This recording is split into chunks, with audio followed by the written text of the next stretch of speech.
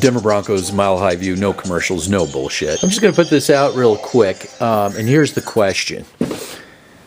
If Joe Flacco does underachieve, does not perform as all the hype and Kool-Aid suggests, should we, as Bronco fans, say that it's not Joe Flacco, it's the player personnel? Because the Joe Flacco's demise, has been excused as, he doesn't have people around him. And you know what? That's not just legitimate for Joe Flacco. That's legitimate for a lot of quarterbacks. Eli Manning is an absolute case in point on that one.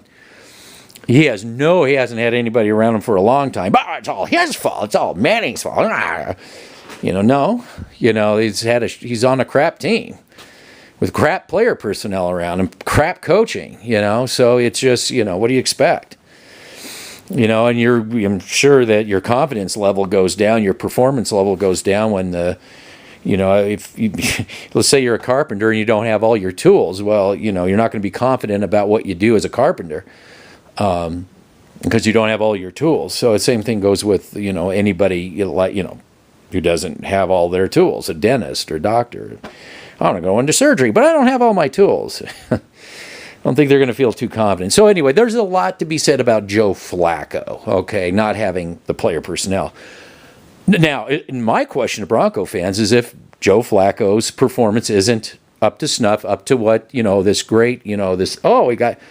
he's just wonderful, all the hype out there, all the sports talk radio, all the Kool-Aid drinkers are saying amongst each other. And I say Kool-Aid drinkers, I mean people that are just totally on this Joe Flacco bandwagon without reservation at all.